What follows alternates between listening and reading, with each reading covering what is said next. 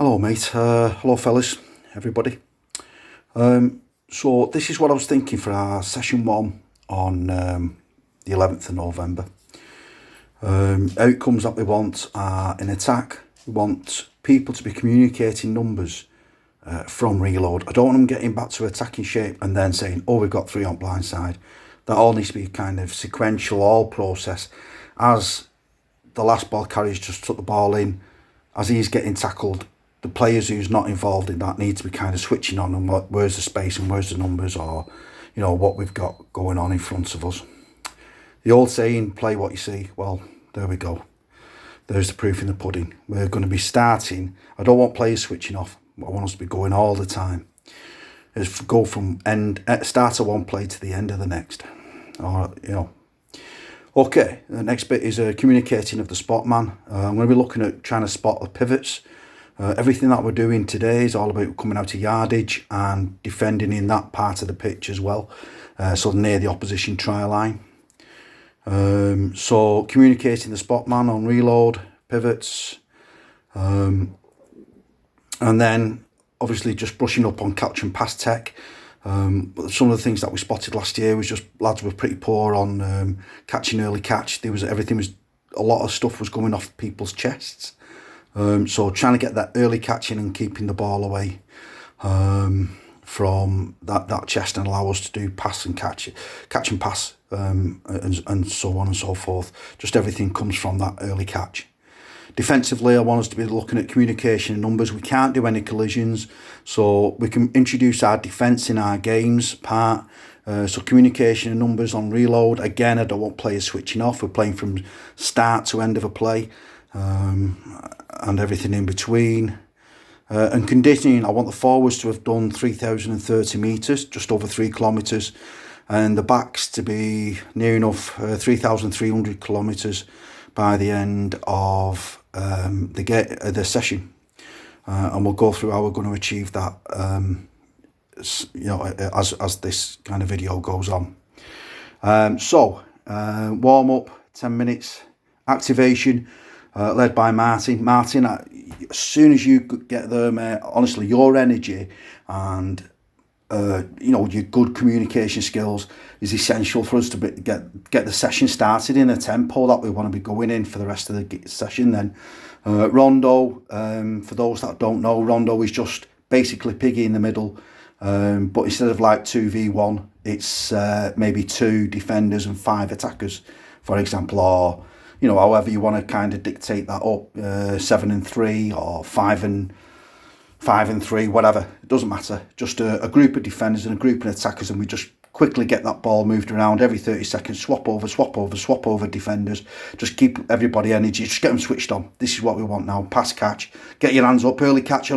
Pass. Move. Pass and move. So your energy there, Martin, your leadership is going to be absolutely vital for us to get any success there, mate.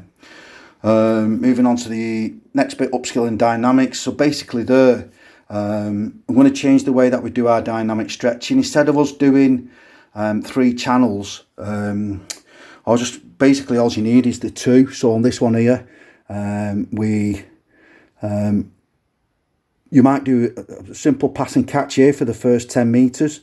Paul is going to look after that bit. Just having a look at techniques and what have you there, and then when you get to this point here, we'll do your dynamic stretches, then peel off around the outside. The dynamic stretches themselves are going to be led by either Yardage, Cressor or Tom Coates, and then I'm going to fire off the static stretch. It's pointless. There's no science behind it whatsoever. In fact, what you're doing is you warm yourself up and then cooling yourself down. Static stretches is for cooling down. It's not for warming up. So ballistics is again led by Jordy and Tom Coates. Okay, so whilst they're all doing that bit, we can be getting ready this bit here. 20-minute upskill. I don't know how you want to do it, Paul. And right now, as long as we're kind of getting them attacking outcomes into this bit here. Everything that we're going to do in yardage. I don't know whether you want to kind of split it up into groups. I mean, I've got these teams that I want to do and bring into the session where basically team 1 is just all first team lads.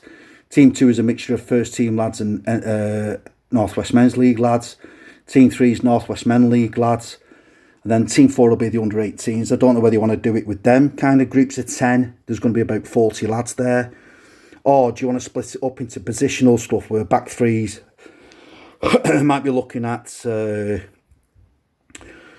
positional specific stuff, back three, edges, centres and back rowers, pivots and your middles. Let us know what you want to do there, Paul. The ball is in your court. Just let us know and we can accommodate and we can direct the coaches to it. And we can go from there. So that's for 20 minutes. So you've got 10 minutes and 20 minutes there. So there's half an hour gone. Then this is the bit where we're going to do the running. So, as you can see, what a drawing that is. So what we're going to do basically, we're going to put it onto 5 minutes rotations, if you like, 5 minute spells.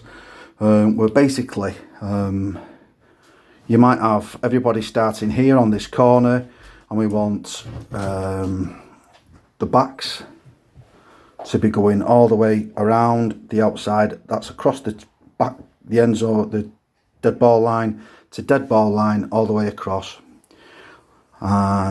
The forwards will go from try line to 10 metre line. We'll have some cones laid out, 10 metre line, and we'll go across the try line.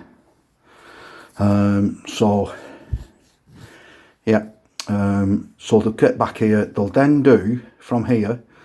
We'll split them up into the 2 teams again, 4 teams. Team 1, Team 2. Team 1 versus Team 2 here. Team 3 versus Team 4 here. They'll do the one team will do a 90 metre kick chase. The other team will do an 80 metre kick escort, and we might have 4 balls placed in different areas across there. And then we'll do an attacking set, and the whole ambition, the old type of thing going on is that we want to be finishing in this kind of channel here on the outsides of the pitch.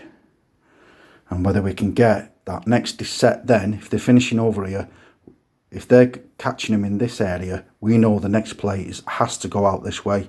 And what I'm trying to work on then is I get our defence, so A, B, C and D will go up and in, and just stop them from getting out. We'll try and really ramp up that pressure. Marker 1, if you have a look at the awards that we've put, we've got 2 attacking awards there, end of set, ending in the fringe channel that we've just talked about, and complete a P set, get in at the pivot. If they can do that for a set and we're happy with that, we'll give them a point then.